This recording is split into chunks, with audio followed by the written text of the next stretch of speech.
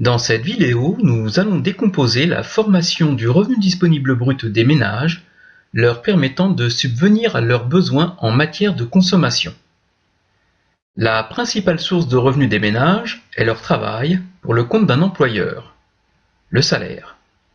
Mais ils peuvent également travailler pour leur propre compte et percevoir ce que l'on appelle des revenus mixtes.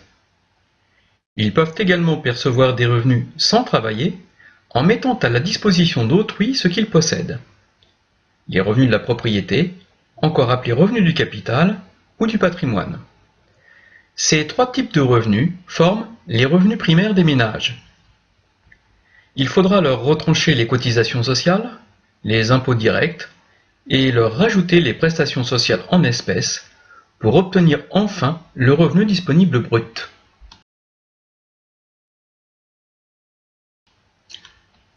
Le revenu le plus fréquemment perçu par les ménages est le salaire. Il est perçu en contrepartie du travail fourni par le salarié pour son employeur. Selon que l'on adopte le point de vue du travailleur, le salarié, ou celui de son employeur, la perception que l'on peut avoir du salaire est bien différente. Ainsi, pour le salarié, ce qui importe, c'est la somme perçue sur son compte en banque à la fin du mois. C'est ce que l'on appelle le salaire net. Il correspond au salaire brut, auquel il faut retrancher les cotisations sociales salariales. Par contre, pour son employeur, ce qui importe, c'est ce que lui coûte le salarié qu'il a embauché. Le salaire brut, c'est-à-dire le salaire net, plus les cotisations sociales salariales, c'est ce qui figure sur le contrat de travail. Il faut y rajouter des cotisations sociales patronales que l'employeur verse pour le compte de son salarié. Tout cela forme ce que l'on appelle le coût salarial total.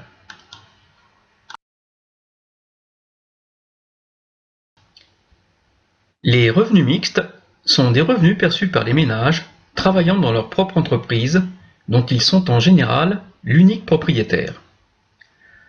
Leurs revenus proviennent donc à la fois de leur travail, mais aussi de leur capital, de la propriété de leur entreprise. On ne peut dissocier dans ce revenu ce qui a trait à leur travail et à leur propriété. Les exemples les plus fréquents de ce type de revenus sont les agriculteurs exploitants. Ils travaillent sur leur exploitation agricole et perçoivent des bénéfices agricoles. Les artisans et commerçants. Ils travaillent dans leur entreprise artisanale, plombier par exemple, ou commerciale, comme un libraire, et perçoivent des bénéfices industriels et commerciaux.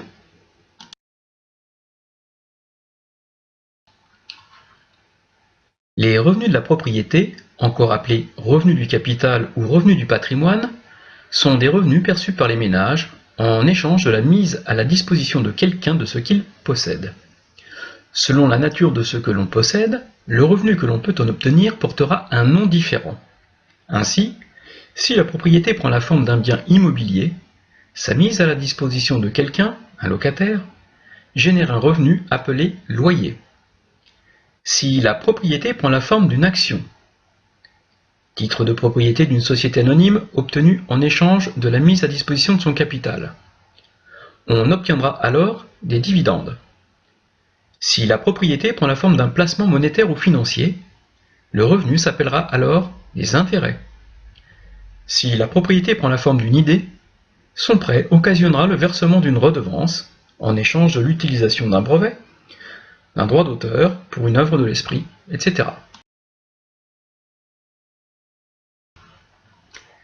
Les différents revenus que nous venons d'évoquer forment ce que l'on appelle les revenus primaires bruts, qui découlent de la participation directe, revenu du travail, revenu mixte, ou indirect, revenu de la propriété, à l'activité productive. Les revenus du travail représentent environ 74% de ces revenus primaires bruts. Ils se composent des salaires nets, 46% des revenus primaires, des cotisations sociales salariales, 8% des revenus primaires, et des cotisations patronales, 20% des revenus primaires. Les revenus mixtes ne représentent qu'environ 8% de ces revenus primaires bruts. Les revenus de la propriété, quant à eux, s'élèvent à environ 18% de ces revenus primaires.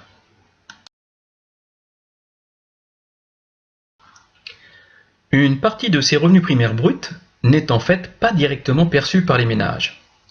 Elle est prélevée pour financer le système de protection sociale dont ils bénéficient. Ce sont les cotisations sociales. Ces sommes ne sont donc plus à leur disposition. Ainsi, les salariés versent des cotisations sociales salariales et leur employeur verse pour ses salariés des cotisations sociales patronales. Les non-salariés, travailleurs indépendants, qui perçoivent des revenus mixtes, versent également des cotisations sociales non salariales pour bénéficier de ce système de protection sociale.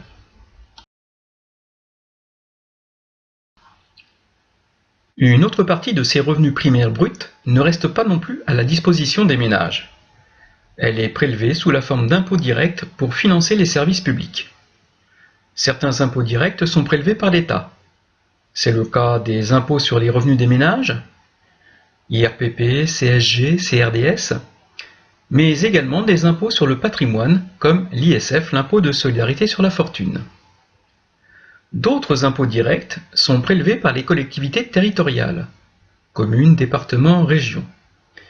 C'est le cas de la taxe d'habitation versée par les occupants d'un logement et de la taxe foncière versée par les propriétaires d'un logement.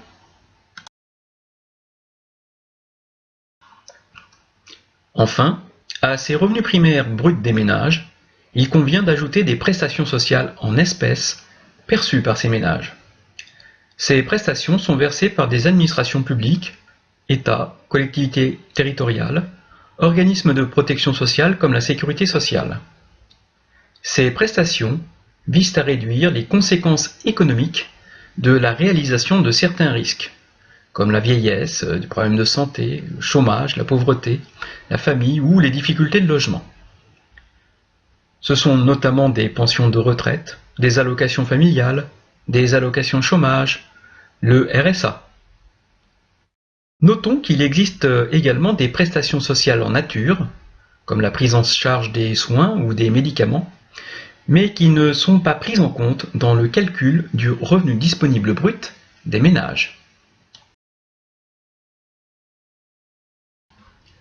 Le revenu dont vont pouvoir disposer les ménages se compose donc des revenus du travail, des revenus mixtes et des revenus de la propriété qui forment les revenus primaires bruts. Il faut retrancher à ceux-ci les cotisations sociales ainsi que les impôts directs. Il faut enfin y rajouter les prestations sociales en espèces pour obtenir ce fameux revenu disponible brut.